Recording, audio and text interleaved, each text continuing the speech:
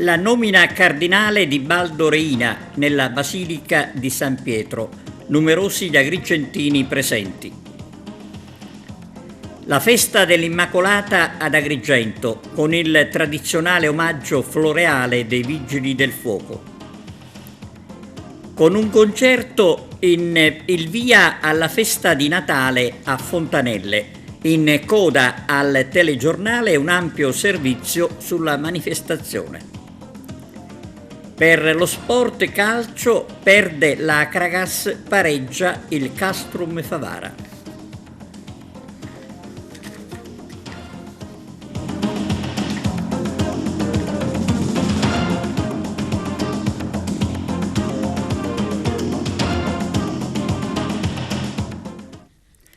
Bentrovati da TVA Notizie, apertura dedicata alla nomina cardinale di Baldo Reina, il servizio di Arturo Cantella sul traguardo raggiunto da Reina partendo dalla intensa attività di sacerdote nell'Agrigentino. Momento storico per Agrigento che dopo 8 secoli può nuovamente vantare un cardinale nella Basilica di San Pietro. L'imposizione della berretta cardinalizia a Don Baldo Reina, avvenuta sabato 7 dicembre, dallo stesso Papa Francesco. Prima di Don Baldo l'ultimo cardinale agrigentino fu Ludovico Bonito nel 1350, che ricoprì il ruolo di cardinale e arcivescovo cattolico. Don Baldo Reina, attualmente vescovo ausiliare e vicereggente della diocesi di Roma, diventa oggi un nuovo vicario della diocesi, oltre a ricevere il titolo di cardinale, un traguardo che segna un'importante evoluzione per la Chiesa agrigentina e romana, celebrando l'impegno e la dedizione del nuovo cardinale nella sua lunga carriera ecclesiastica. Arcipriano di Manupeti e nove di elezione principis apostolo, elezione tua e gran ecclesia favorari. Ad onore Dei onnipotenti, e Santorum Apostolorum Petri e Pauli, tibi comitimus titulum Sante Maria Assunte e Sante Ioseri, Regione Vulu, Prima Valle. In nomine Patris et Filii et Spiritus Sancti.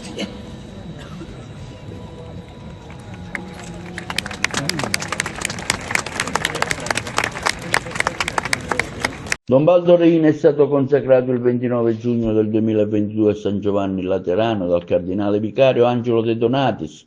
Gli è stata poi assegnata la delega per i seminari e le vocazioni. Monsignor Reina è nato il 26 novembre 1970 a San Giovanni Gemini, in provincia e arcidiocesi di Agrigento, è entrato nel seminario arcivescovile nel 1981, nel 1995 ha conseguito il baccalaureato in Sacra Teologia, nel 1998 la licenza in teologia biblica presso la Pontificia Università Gregoriana di Roma.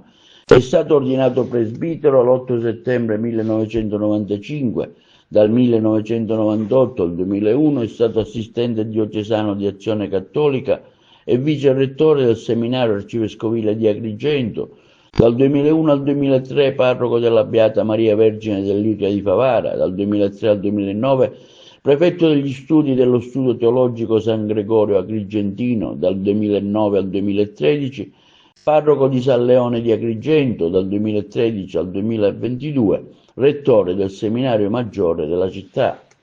Diversi fedeli agrigentini che si sono recati nella capitale con i pullman, in particolare della Soggittanatia San Giovanni Gemini e di tutto l'Agrigentino.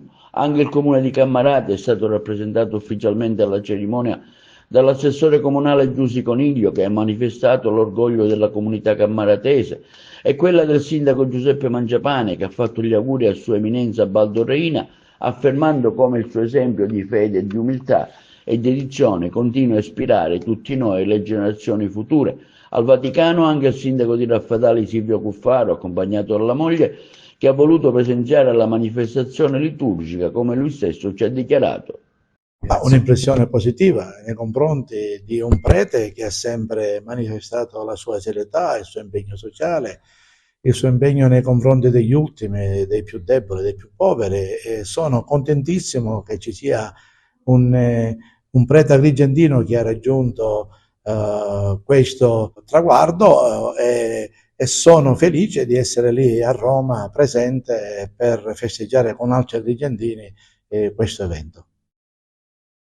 Festa dell'Immacolata ad Agrigento con il tradizionale omaggio floreale dei Vigili del Fuoco. Arturo Cantella. Agrigento ieri ha festeggiato la festa della Beata Maria Vergine Immacolata con l'omaggio floreale fatto dai Vigili del Fuoco, che con la tradizionale scala hanno deposto una corona di fiori benedetta alla presenza delle maggiori esponenti del corpo e di tante famiglie, sottolineando così la devozione dei vigili alla Madonna.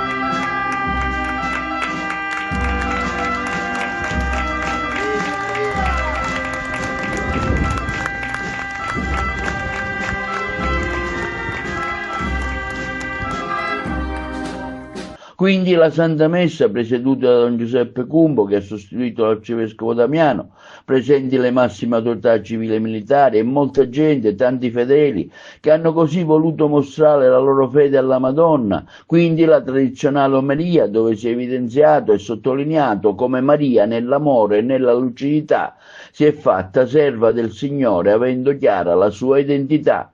E Maria questo ce lo insegna con la sua esperienza, perché nell'amore e nella docilità si è fatta serva del Signore, ha chiara la sua identità, e nell'umiltà e nella carità si è fatta poi anche serva in quella missione che Dio le ha affidato, di essere madre di Dio e madre nostra, madre della comunità dei credenti. Allora come possiamo accogliere questo messaggio e come possiamo tradurlo concretamente nella nostra vita quotidiana? Bene, forse dobbiamo anche noi, soprattutto quando esprimiamo i nostri giudizi, non dobbiamo essere così come sono stati i nostri progenitori nel racconto del libro della Genesi, pronti soltanto ad accogliere quello che ci viene detto e a restituirlo agli altri. Un taglio solidale, iniziativa della Consulta Giovanile a Favara. Vediamo di che si tratta con Giuseppe Moscato. Nonostante la differenza di capigliatura tra me e il sindaco Antonio Palumbo, anche noi siamo qui al Palazzo Cafisi per partecipare all'iniziativa Un taglio solidale. Questa era una manifestazione, un'iniziativa appunto sociale voluta da Salvatore Vetro, un ragazzo che faceva parte della consulta giovanile comunale di Favara, che purtroppo un tragico incidente ci ha portato via. L'iniziativa era proprio sua, quella di fare una giornata dove chiunque veniva qui con tanti barbieri, parrucchieri, acconciatori, estetisti che si mettevano a disposizione per questo taglio solidale. Non un pagamento normale di quello che può essere una prestazione di un barbiere, ma ognuno col proprio cuore, con la propria possibilità, con la propria tasca dà un contributo a fini sociali. E quindi anche noi abbiamo voluto onorare Salvatore Vetro, magari io con più capelli, mentre il sindaco quasi a zero. Antonio. Sì, infatti adesso siamo rimasti che lui taglia i capelli con il mio look, quindi adesso gli tagliamo i capelli a zero. Un'iniziativa bella, importante e solidale. Sì, si è detto stamattina, una bellissima iniziativa che ci permette di ricordare un ragazzo speciale, Salvatore, che aveva un gran cuore, una grande voglia di vivere, e nel contempo per fare solidarietà, perché ricordiamo che tutto il raccolto andrà da due associazioni, uno guidato da Carmelina Nobile per aiutare tutte quelle che sono le vittime della strada, e l'altra metà andrà a Casa Betania, una istituzione ormai della nostra città importante, che ci permetterà di dare aiuto a chi in questo momento è più sfortunato. Una iniziativa, dicevamo, importante che sicuramente verrà ripetuta negli altri anni, che adesso andremo a conoscere meglio parlando con qualcuno degli organizzatori appunto della consulta giovanile, con altre persone che qui sono venuti veramente in gran numero per questo taglio solidale. Barbiere, mi raccomando, sfumatura bassa. No, a zero. Abbiamo creato questo evento per portare avanti quella che era una volontà di Salvatore. Avremmo preferito che fosse qui con noi, ma porteremo sempre in alto il suo nome facendo eventi dedicati a lui. Uno di questi è stato appunto questo taglio solidale. E parte con l'iniziativa di raccogliere appunto dei fondi che andranno e saranno devoluti a delle associazioni, Casa Betania e l'Associazione Italiana Vittime della Strada, in modo da aiutare e garantire aiuto alle persone che hanno più bisogno e allo stesso tempo aiutare l'associazione a portare avanti quello che è il progetto nella comunità, nelle scuole, per educare i giovani alla sicurezza stradale. Abbiamo visto che tante persone hanno partecipato, tanti barbieri, tanti parrucchieri, tante estetiste, veramente un contributo, possiamo dire, della città di Favara. Siamo molto entusiasti della risposta della comunità e soprattutto perché a causa delle condizioni meteo avverse ci aspettavamo un numero esiguo di persone, ma in realtà c'è stata molta affluenza e soprattutto anche molto coinvolgimento per quanto riguarda i professionisti, che tenevano molto sia all'iniziativa che a Salvatore stesso. Quindi un'iniziativa da ripetere? Assolutamente sì, ci auguriamo che si prolunghi negli anni. Andrea, ma che cosa fai qua? Io mi sto tagliando i capelli perché partecipo alla manifestazione per ricordare Salvatore Vetero. E com'è questo soggetto con i capelli? Va bene? Ottimo. Perfetto. Che taglio stiamo facendo? Un look moderno.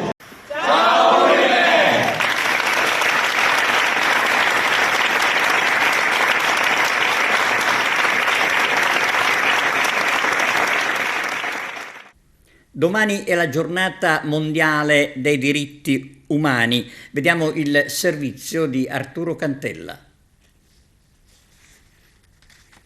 Il 10 dicembre si celebra la giornata mondiale dei diritti umani ogni anno sin dal 1950, quando la risoluzione 423 stabilì la data del 10 dicembre in cui l'Assemblea Generale dell'ONU adottò la Dichiarazione Universale dei Diritti Umani nel 1948. La dichiarazione è disponibile in oltre 500 lingue, è un documento epocale che dichiara i diritti inalienabili che tutti possiedono in quanto esseri umani, senza distinzione di razza, colore, religione, sesso, lingua, origine, nascita o opinioni di alcun genere. Gioventù per i diritti umani internazionale è un'organizzazione non a scopo di lucro fondata nel 2001, affiliata all'Associazione Uniti per i diritti umani, che ha come obiettivo quello di insegnare ai giovani di tutto il mondo i diritti umani, in particolare la Dichiarazione Universale dei Diritti Umani, in modo che diventino sostenitori della tolleranza o della pace. L'associazione è ora cresciuta in un movimento globale di individui, gruppi, leader nazionali e comunitari che stanno diffondendo il messaggio di ciò che sono i diritti umani, di come implementarli e proteggerli. Human rights is, geez, that's a good question. Human rights. Well, that's a tough one. Wow.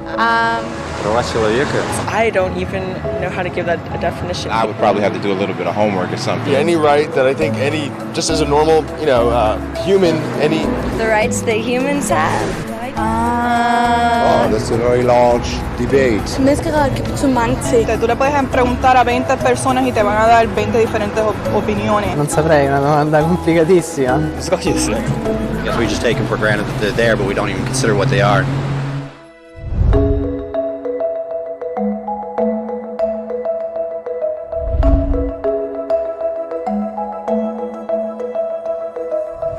I diritti umani sono i diritti che hai semplicemente perché sei umano. È come ti aspetti istintivamente e meriti di essere trattato in quanto persona, come il diritto di vivere liberamente, di dire quello che pensi e di essere trattato come gli altri. Ci sono molti tipi di diritti, si applicano maggiormente a un certo gruppo, ma i diritti umani sono gli unici che si applicano assolutamente ad ognuno, dovunque. cioè bambini, anziani, poveri, giocatori di pallacanestro, spazzini, rapper, insegnanti, africani, indiani, albanesi, cristiani, musulmani, cabalisti, tua mamma, tuo papà, il vicino di casa e tu. Hanno tutti gli stessi diritti umani. In altre parole, sono universali. Ma rimane la domanda: che cosa sono? Name the human rights? What the human rights are? The right to live, equality between all peoples. Right to religion, the right to... Is there supposed to be a list somewhere I should be aware of? Secondo le Nazioni Unite ci sono un totale di 30 diritti umani, che di solito sono raggruppati insieme e chiamati semplicemente diritti umani. Sono tutti elencati nella Dichiarazione Universale dei Diritti Umani, che è il documento sui diritti umani più ampiamente accettato sul soggetto, a parte un piccolo problema. Se le persone hanno diritto al cibo e alla protezione, come mai 16.000 bambini muoiono di fame ogni giorno? 1 ogni 5 secondi. Se le persone hanno il diritto all'istruzione, perché più di 1 miliardo di adulti non sanno leggere? Se la schiavitù è davvero stata abolita, perché ci sono 27 milioni di persone tenute in schiavitù ancora al giorno d'oggi, più del doppio che nel 1800? Il fatto è che la Dichiarazione Universale dei Diritti Umani non aveva valore di legge. Quindi, sebbene ogni nazione membro abbia firmato, non si trattava che poco più di alcune parole su una pagina. Quindi ci si chiede: chi si assicurerà che quelle parole diventino realtà?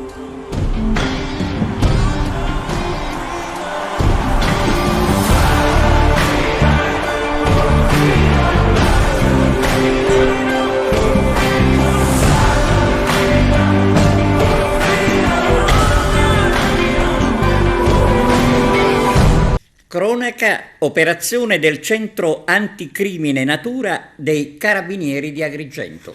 Arturo Cantella. A conclusione di una specifica attività condotta in sinergia tra i militari specializzati del Centro Anticrimine Natura di Agrigento e dei militari dei Carabinieri della Tenenza di Lampedusa, sono state elevate sanzioni amministrative per oltre 13.000 euro per mancato conferimento degli autoveicoli a fine vita ai centri di raccolta. I militari hanno verificato attraverso i controlli sul territorio e l'incrocio con le banche dati il mancato legale conferimento di 8 veicoli. La specifica normativa infatti impone il conferimento del veicolo da parte del detentore a un centro di raccolta o, nel caso in cui questi dovesse decidere di acquistarne un altro al concessionario o al gestore della succursale della casa costruttrice. Tutto ciò per ridurre al minimo l'impatto dei veicoli fuori uso sull'ambiente al fine di contribuire alla protezione, alla conservazione e al miglioramento della qualità ambientale. La violazione dei precetti normativi costituisce, oltre che un illecito, un grave nocumento per l'ambiente. I militari dell'Arma dei Carabinieri stanno conducendo una serrata campagna di controlli nell'intera provincia, volta a contrastare il fenomeno dell'abbandono e della gestione illecita di rifiuti a tutela della salute dei cittadini e degli ambienti di vita. Sepolti vivi è il titolo del libro dell'agrigentino Giacomo La Russa sulla occupazione della miniera Ciavolotta. È stato presentato alla Biblioteca di Fontanelle. È stato presentato alla Biblioteca Comunale di Fontanelle il libro dell'avvocato Giacomo La Russa, I sepolti vivi sulla rivolta della Ciavolotta, una storia vera sul licenziamento di alcuni lavoratori per esigenze di bilancio. Da qui la legittima e sacrosanta protesta con l'occupazione della miniera Ciavolotta nel 1954 da parte di 27 minatori per contestare l'assurda decisione di mandarli a casa. Il libro è pubblicato dalla casa editrice VGS Libri di Agrigento, diretta da Graziella Pecoraro. Il libro di La Russa è stato finalista alla 9ª edizione del Premio Internazionale di Letteratura Città di Como 2022. Tutto nasce da un licenziamento con la protesta dei minatori, una storia vera che lei racconta nel suo libro. Sì, una storia vera che ho raccolto attraverso la testimonianza di un minatore a cui poi il racconto è stato dedicato, che è Giovanni Manganella. classe 1922, che qualche anno fa mi raccontò questa vicenda. Lui era uno dei 27 sepolti vivi cosiddetti, cioè di coloro che si chiusero all'interno della miniera per 5 mesi a seguito di un licenziamento alla miniera Giavolotta di Favara. Quindi sì, lo spunto è certamente realistico, ma come ogni opera narrativa è stato poi rielaborato, trasfigurato e così via.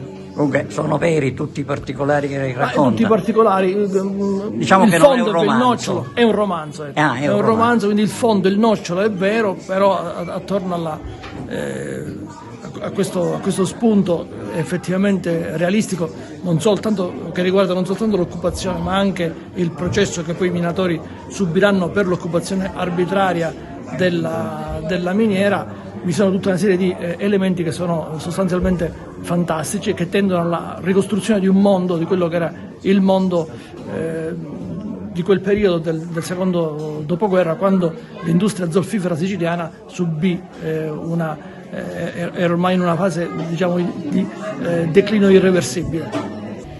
Terra che non senti, che non vuoi capire, che non dici niente, vedendomi morire.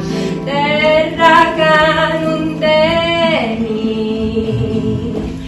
vuoi partire e non dici tu per farli tornare, e chiangi chiari no, e chiangi chiari no.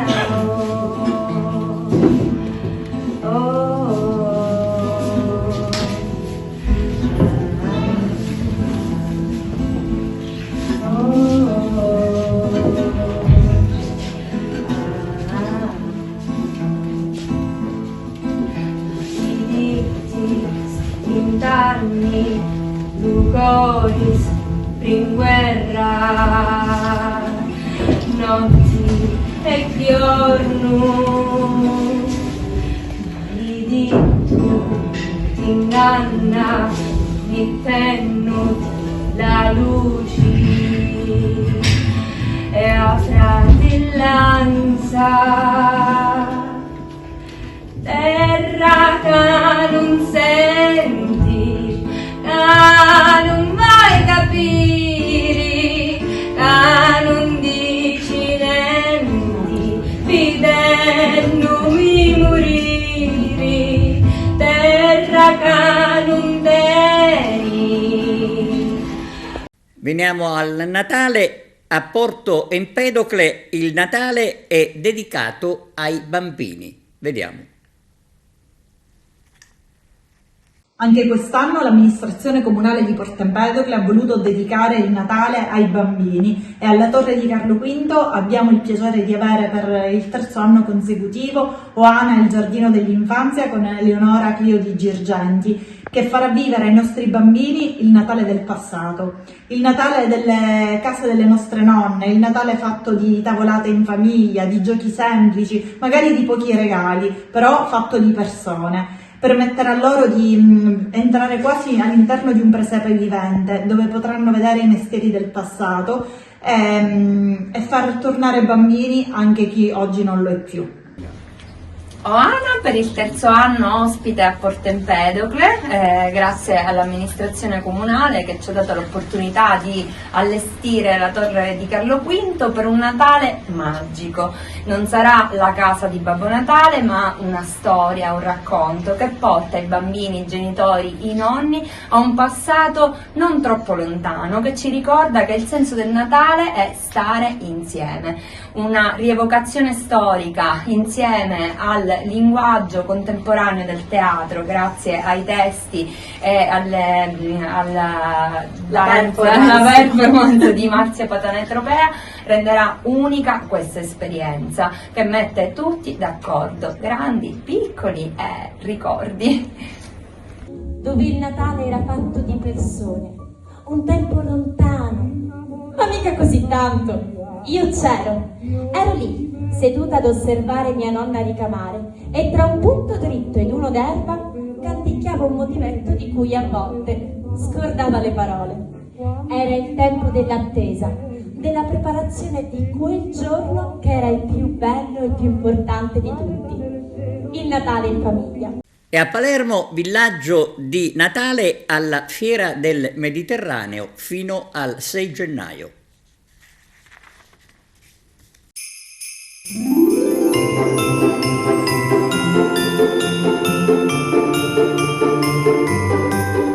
Il villaggio degli Elfi, il bosco incantato, la casa di Babbo Natale, la pista di pattinaggio sul ghiaccio e tanto altro. Ecco come per magia l'ex padiglione Covid della Fiera del Mediterraneo si trasforma in un sorprendente villaggio di Natale, un luogo speciale per la felicità di grandi e bambini, vero punto di riferimento per chi ha voglia durante le festività natalizie di trascorrere una giornata tra i protagonisti della favola del Natale.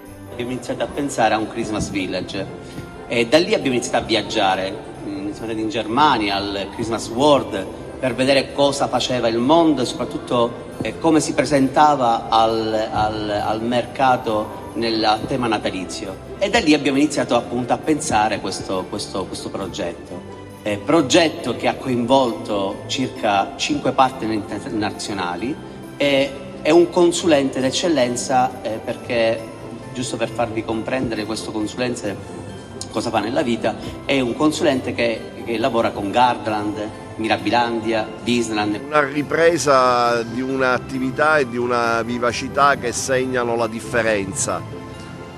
Certamente non è questo il nostro punto di arrivo sulla Fiera del Mediterraneo, dove, come sapete, vi sono 30 milioni di euro più un impegno della Regione per trasformarlo in un centro congressi ed esposizioni. Siamo appena all'inizio di quel percorso, però già come Comune abbiamo utilizzato le nostre risorse per poter regolarizzare sul piano della fruibilità la fiera, quindi dal punto di vista normativo, e utilizzarla per eventi che già si sono ripetuti. Continuiamo di anno in anno a riqualificare il polo fieristico con eventi che ogni anno danno soddisfazioni alla città e all'amministrazione che li ospita. Tra gli sponsor del progetto anche CNA Palermo, pronta ancora una volta ad andare oltre l'idea imprenditoriale, affermando il ruolo sociale dell'Organizzazione degli Artigiani d'Italia. La CNA è i principali sponsor di questa iniziativa che vede la città, un momento di aggregazione per la città in un momento particolare come quello natalizio. Crediamo che le imprese della CNA, le imprese siciliane, debbano essere il motore, l'avanguardia di tutto ciò che muove la città. La città ha bisogno di aggregazione, la città ha bisogno di momenti di forte socialità, e noi non possiamo assolutamente tirarci indietro, anche perché le imprese non sono un corpo a parte, ma fanno assolutamente parte integrante del tessuto sociale, economico e civile della nostra terra.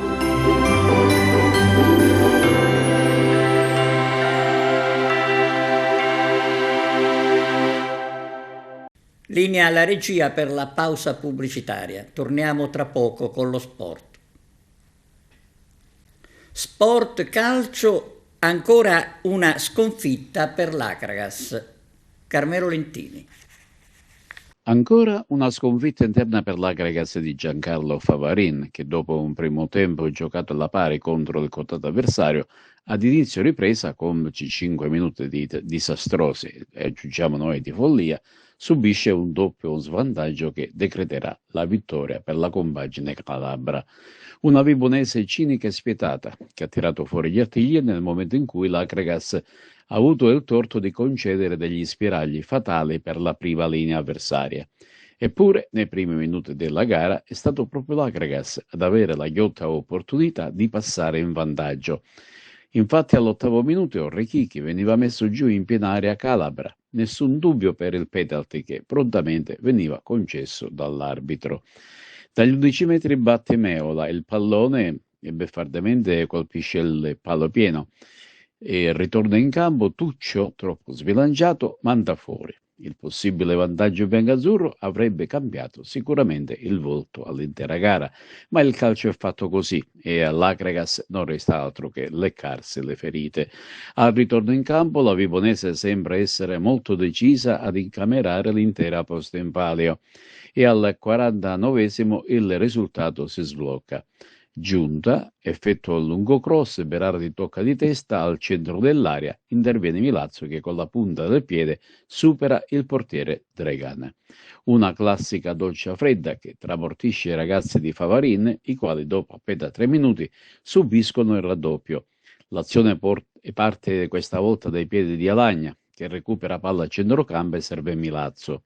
Il giocatore non ci pensa 2 volte a servire la corrente Terranova che tira in porta. Dregan riesce a respingere come meglio può e sulla ribattuta Terranova scarica il pallone in rete. Vibonese che adesso dettaleggia a centrocampo e continua ad essere pericolosa ancora con Terranova e successivamente con Alagna. Ultima occasione calabra con Simonelle, il cui tiro a giro accarezza il palo della porta di Dregan. Cala impetuoso il sipario per l'Acregas all'Esseneto, che dopo la vittoria di mercoledì scorso con il Paternò aveva riacceso una tenue luce di speranza per il futuro. È arrivato il momento di darsi una mossa, la classifica non ne si schioda e lo spettro della retrocessione è dietro l'angolo. Ancora un paio di gare per completare il girone d'andata e domenica prossima sarà derby a Caltanissetta contro la Nissa. Ed ora spazio alle interviste di fine gara.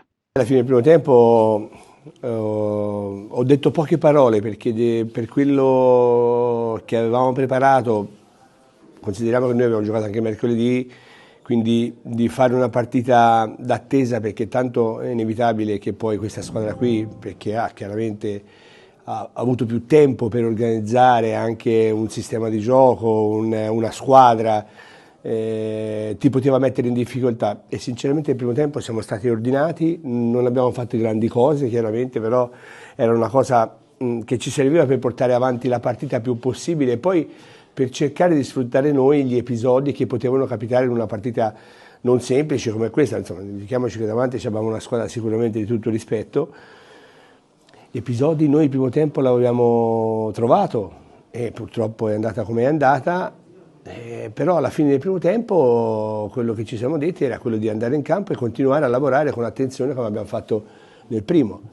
Poi purtroppo l'episodio del gol ci ha messo subito un po' in ginocchio perché stranamente subito dopo abbiamo preso anche il 2-0. A quel punto lì queste partite contro questo tipo di squadre diventano una salita enorme per tutte le difficoltà che poi noi abbiamo in questo momento. Diciamo che in questo momento siamo questi e possiamo dare questo. Non so quello che si potrebbe fare qualcosa di più, ma diciamo con quelle un pochino più alla nostra portata. Queste squadre qua hanno un margine d'errore inferiore alle altre, quindi quando gli capita l'occasione ti castigano e chiaramente noi siamo qui a leccarci un po' le ferite. Sul mercato invece, mister, lei che cosa sa? Probabilmente la classifica non è che ti incoraggia veramente, quindi c'è anche questo tipo di situazioni che si verificano in questo momento, ma non è che succede solo qui, succede da altre parti. Dobbiamo essere bravi a trovare quelli che accettano una sfida che chiaramente siano funzionali al nostro modo di giocare in questo momento, perché poi non ti puoi permettere nemmeno più di tanto, però è chiaro che dobbiamo trovare quelli 4, 5, 6 giocatori che ci servono per cercare di venire fuori da qua. No, questa era una cosa che io avevo chiesto all'inizio, di avere delle garanzie per fare la squadra. Io sono in tempo fino al 31 di dicembre perché poi chiaramente da lì in poi non si può fare più un eventuale esonero, però io siccome sono venuto qua non è che voglio buttare tutto all'aria, do alla società la possibilità di fare quello che gli è stato chiesto di fare, non è che da un giorno all'altro si può cambiare, quindi se per un periodo di tempo c'è bisogno di avere tempo per prendere diversi giocatori, gli va dato assolutamente, non è che dalla mattina alla sera si cambia la squadra, poi dopo le valutazioni facciamo un fondo. Allora Presidente, a lei possiamo chiedere notizie sul mercato, su soci o altro, al di là della partita, magari poi di quello potremmo parlare col mister per analizzare la partita. Invece vogliamo sapere a livello societario cosa succede e anche a livello tecnico se ci sono... Le trattative con gli aspiranti soci sono in corso, dovrebbero chiudersi o positivamente o negativamente nella nella prossima settimana. Per quanto riguarda i calciatori, diciamo che il nostro reparto tecnico si è interessato, dice che abbiamo delle difficoltà anche a prendere top calciatori per il fatto che la classifica non è della migliore. Chi ci crede punta sull'Agras, evidentemente. Questa settimana secondo me dovrebbe essere cruciale per completare tutto il pacchetto dei calciatori per il proseguo della stagione. Pareggio 1-1 a Ragusa per il Castrum Favara. Per la squadra di Infantino fatali i minuti di recupero. Giuseppe Moscato. Sono stati ancora una volta fatali i minuti di recupero per il Castrum Favara che, come era successo a Barcellona Pozzo di Gotto, anche a Ragusa ha subito la rete del pareggio al 92esimo. Una sorta di maledizione che è costata al Favara ben 5 punti, in quanto per la statistica bisogna infatti aggiungere anche la sconfitta subita al 93esimo nel derby con il Licata. 1-1 il risultato di ieri a Ragusa, al gol di Lapiana realizzato al 27esimo del secondo tempo, ha fatto il pari picchi per il Ragusa al secondo minuto di recupero, che a tempo praticamente scaduto ha evitato la sconfitta ai ragusani. Un pari e patta che fa recriminare entrambi gli allenatori. Erra del Ragusa, che ha dichiarato di avere prodotto tanto ma non ha trovato lo specchio della porta, e Infantino amareggiato per il secondo pareggio subito nel finale dopo essere in vantaggio e che costringe il Favara a lasciare preziosi punti che sembravano già conquistati. La cronaca vede una gara molto aperta, con le due squadre ben disposte in campo e con la presenza di tanti giovani.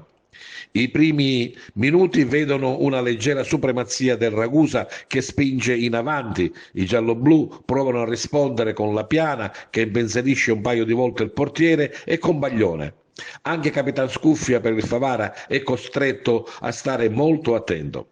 Nella ripresa il Castrum Favara si fa più insistente. Al secondo un bel colpo di testa di Palma sul secondo palo viene salvato dalla difesa. Il momentaneo vantaggio per il Favara arriva al 27esimo, cross dalla destra di Mudasiro, il pallone arriva alla Piana che non sbaglia. Quando tutto sembrava volgere al meglio per i gialloblu favaresi, al 47esimo, nei minuti di recupero, arriva Picchi che svette in aria e con un colpo di testa su cross pennellato da Ruffino batte Scuffia e realizza la rete del pareggio per il Ragusa. Sereno ma anche amareggiato il tecnico favarese Pietro Infantino per il secondo pareggio subito nel finale dopo quello di Barcellona. Questo è il risultato del campo e questo dobbiamo accettare, dichiara a fine gara.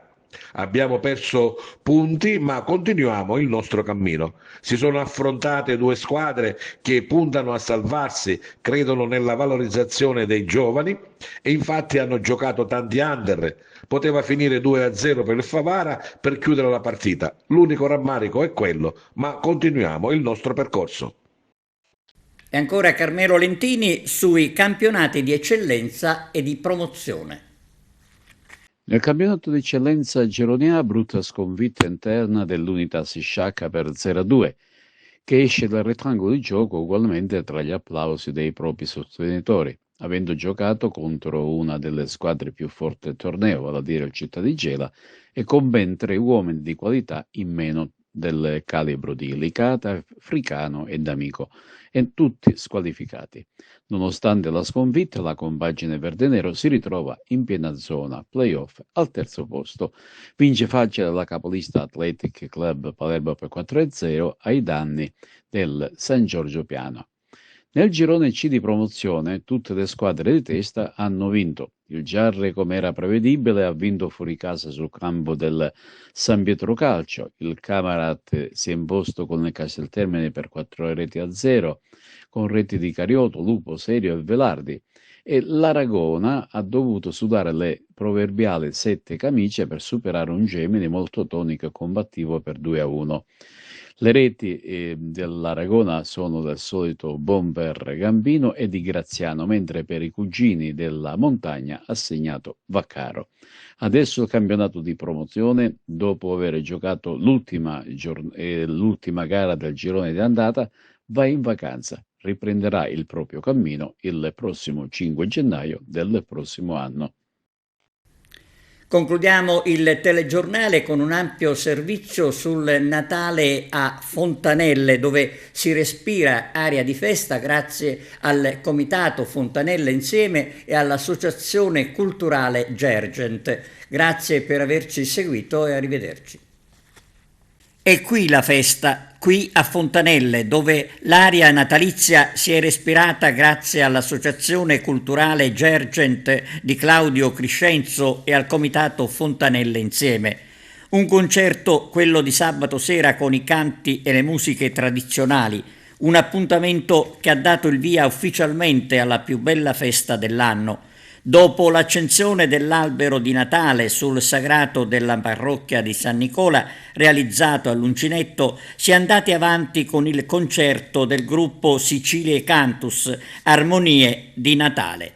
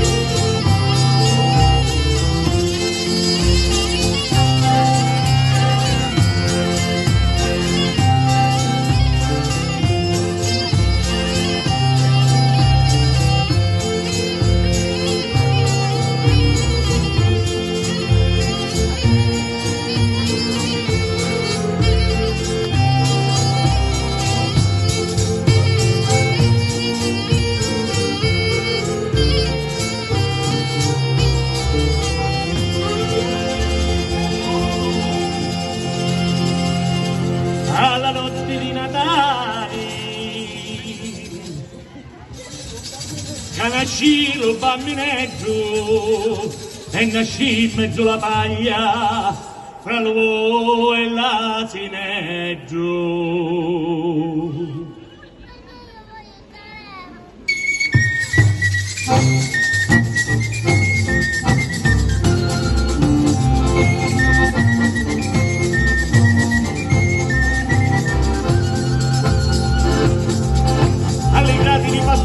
Già che nato lo menzia, vedilemma le pastori, mazza di Maria, vedilemma le liudoni, mazza di Maria.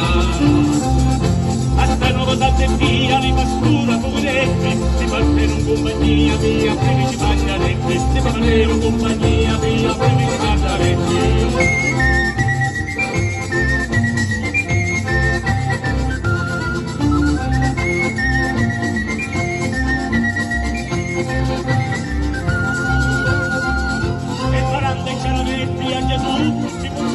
E diversi canzonetti nel giardino ci cantarono, e diversi canzonetti al giardino ci cantarono. Arrivando a salutare un bambino e la signora, di suo modo ci parlarono, mi facevano una buon'ora. Di suo modo ci parlarono, mi facevano una buon'ora.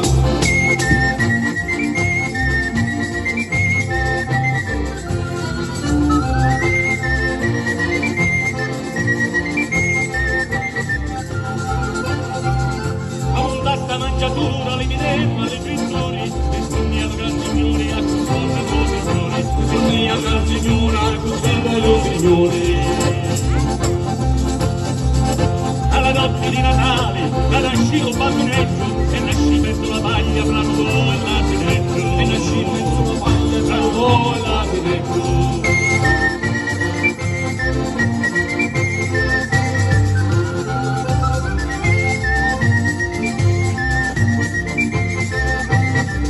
A Fontanelle, dove il gruppo Gergen del comitato di quartiere Fontanelle Insieme ha organizzato questa serata. Allora, è qui la festa?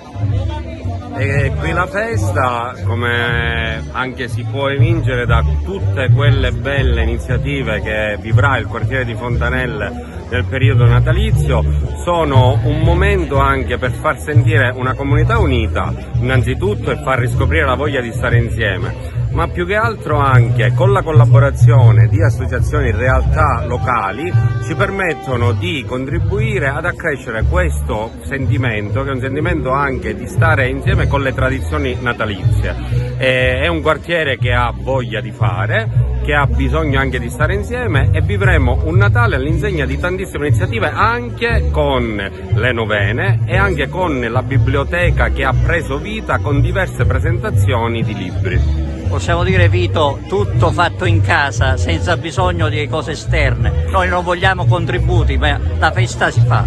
La festa si fa, il villaggio di Babbo Natale è un'altra bellissima iniziativa che ricorre ormai una tradizione importante, e tutte queste cose sono bellissime perché ci fanno sentire un quartiere vivo.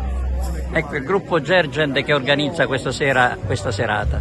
Sì, l'Associazione Culturale Gergen, naturalmente grazie anche al patrocinio dell'Assemblea regionale siciliana che ci ha dato questa grande opportunità, e noi abbiamo voluto farla qui a Fontanelle. Noi siamo proprio di questo quartiere, quindi ci sentiamo molto legati al comitato di quartiere Fontanelle Insieme, e vogliamo far iniziare la nostra stagione natalizia proprio qui a Fontanelle ad Agrigento.